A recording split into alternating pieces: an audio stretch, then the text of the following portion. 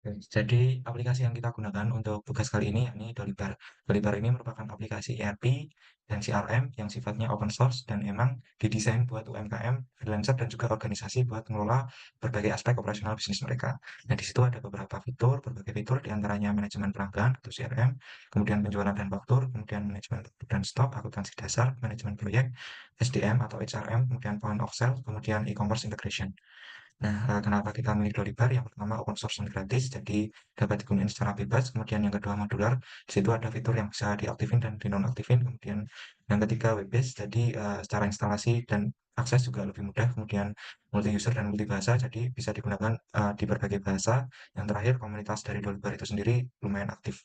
Langkah pertama kita download Dolibar dan ekstrak zip-nya. Kita dapat mendownload Dolibar di sourceforge.net. Kita tinggal klik download dan kemudian menunggu hingga download selesai. Kemudian file dalam bentuk zip kita ekstrak. Selanjutnya install XM. Di sini udah ada installernya. Kemudian diklik aja. Nah, kemudian nanti di sini tinggal kita next aja. Dan di situ nanti perlu diperhatikan tempat instalasinya. Dan selanjutnya tinggal kita tunggu hingga instalasi selesai. Selanjutnya, kita copy isi folder dari hasil ekstraksi Dolibar yang tadi di-download dan diekstrak ke dalam folder tdocs di folder instalasi XM. Umumnya itu ada di C, XM, kemudian htdocs, dan di situ nanti kita akan membuat folder baru dengan nama Dolibar.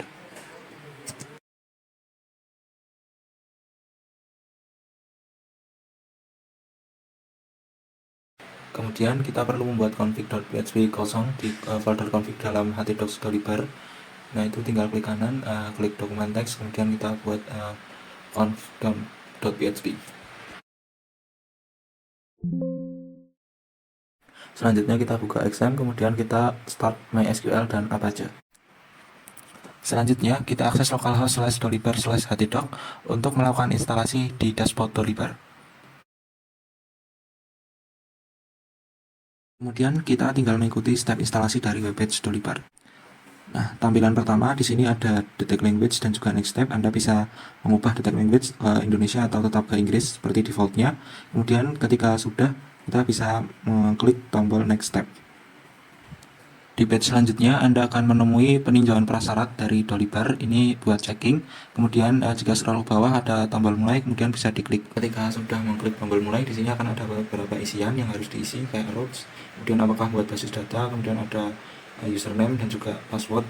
Nah, ini kita bisa mengecek terlebih dahulu di basis data kita melalui localhost phpMyAdmin apakah di situ udah ada database bernama Dolibar atau belum. Kalau belum, maka nanti diinstal itu bakal kita centang buat basis data. Nah, itu nanti di situ juga teman-teman bisa ambil user account yang udah ada. Contohnya nanti di sini saya akan menggunakan root untuk user accountnya yang akan saya pakai untuk database. Kemudian selanjutnya kita isikan seperti yang sudah kita lihat di phpMyAdmin tadi, username-nya root. Kemudian di bawah juga itu untuk buat akun baru kalau belum ada, cuma kita masukin aja, kemudian klik next. Nah, di sini klik langkah selanjutnya. Ini kita menunggu beberapa menit hingga ditampilkan step selanjutnya dari Dolibar dan apakah kita nanti akan lihat apakah instalasinya berhasil atau tidak. Nah, ini instalasi buat database sudah berhasil. Kemudian kita klik langkah berikutnya lagi. Nah, di sini kita membuat username dan juga password untuk admin dari Dolibar yang nantinya akan kita gunakan untuk login sebagai admin. Di sini saya memasukkan admin sebagai username dan admin 123 sebagai passwordnya. Nah, kemudian klik langkah selanjutnya.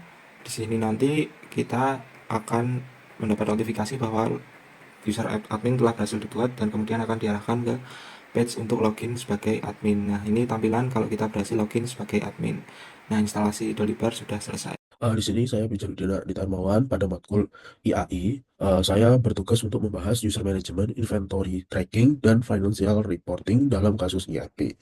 Nah, untuk itu sebelumnya kami akan membuka modul dan aplikasi. Pertama, untuk modul sendiri memiliki beberapa fitur ya. Pertama, manajemen sumber daya manusia, SDM, manajemen hubungan pelanggan, CRM, modul keuangan, lainnya akuntansi atau pembendaharaan, lalu manajemen produk atau PM, dan lain sebagainya. Nah, yang menjadi fokus kami di sini adalah user management. Nah, user management pertama kami melihat modul user management. Ya, ini modul user management yang memiliki fungsi untuk pembuatan akun, namun pada sini sudah ada admin ya.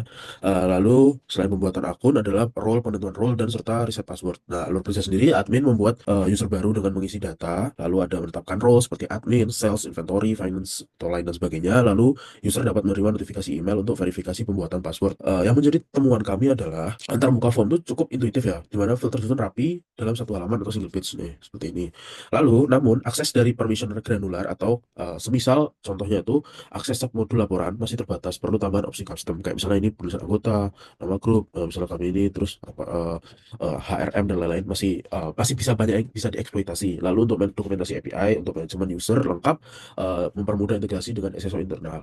Lalu rekomendasi dari kami adalah menambahkan fitur ya, berupa role cloning untuk mempercepat pembuatan role baru. Sediakan wizard import user asal dari CSV atau Excel, jadi lebih mudah untuk melakukan import data dan lainnya. Lalu yang menjadi fokus kedua adalah inventory tracking, yaitu modul inventory tracking sendiri adalah memiliki fungsi untuk pencatatan dan menerima pengeluaran barang. Lalu stock of RAM dan penyusunan stok seperti stok yang masih ada atau dead stock, lalu dashboard real time untuk level stok dan peringatan minimum stok. Lalu yang uji coba kami adalah misalnya menjalankan stok opnam, menyelesaikan selisih fisik dengan sistem, misalnya ada dead stock atau lainnya. Nah, nanti bisa di ini misalnya nanti banyak eh, produk ada berapa, nanti bisa kita custom dan berapa jumlahnya. Lalu yang setelah kami lakukan uji coba, hasil tesnya adalah tampilan grid item membuat filter yang komprehensif kategori lokasi. Proses penyelesaian stok atau adjustment hanya beberapa klik, perubahan langsung tercatat ada audit trail. Rekomendasi dari kami adalah memperkaya visual trend stok atau chart bulanan, seperti kayak ada chart yang menjadi kayak oh bulan ini berapa, bulan depan berapa, dan bulan selanjutnya berapa. Lalu rekomendasi kedua dari kami adalah menambahkan auto reorder rule berbasis lead time supplies, di mana menggunakan basis dari berbasis role yang ada, misalnya ada role satu waktu ini untuk menambahkan bisa repeat order atau reorder lainnya. Lalu yang menjadi fokus kami yang ketiga adalah financial reporting atau keuangan.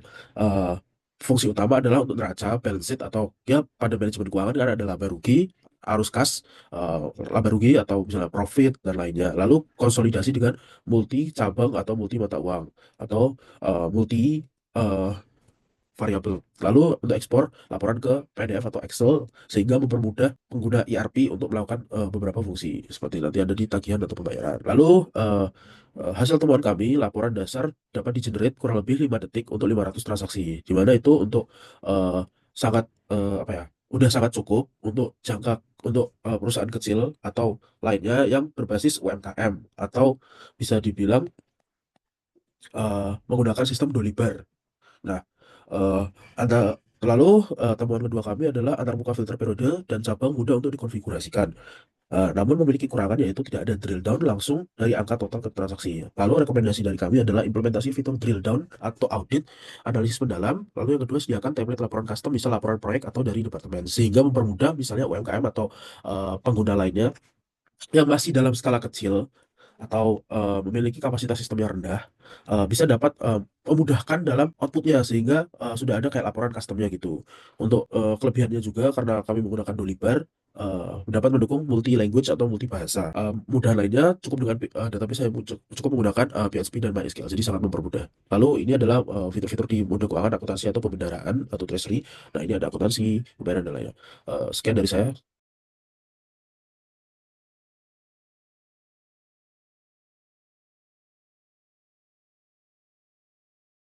Baik, di sini nanti saya akan menjelaskan siapa saja sih yang cocok untuk menggunakan Dolibar ERP sistem ini. Kemudian mari kita review lagi bahwa Dolibar ini secara sistem dan kompatibilitas, basisnya dia web dan dapat diinstal di OS manapun, Windows, Linux maupun macOS. Di sini untuk kami mencobanya melakukan install di Windows dengan XAMPP.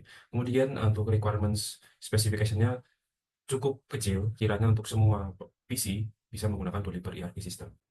Ya, kemudian selain itu juga Dolibar bisa diakses secara remote. Di sini untuk tim kami menggunakan Nginx, sehingga cukup satu saja nanti dari teman kami yang melakukan hosting di lokalnya, lalu membuat mengenerate dengan Nginx sebuah link agar bisa diakses remote oleh kelompok lainnya.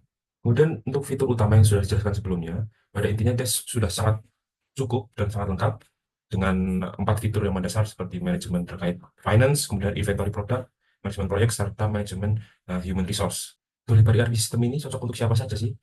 Kami menyimpulkan Dolibar ini cocok untuk UMKM, kemudian untuk startup yang sedang memulai, kemudian untuk organisasi non-profit, kemudian ada koperasi, serta sekolah. Pada intinya, sebenarnya Dolibar ini sangat ideal untuk pengguna yang ingin memulai digitalisasi dengan biaya yang rendah, namun tetap memiliki kontrol penuh atas bisnis mereka sendiri.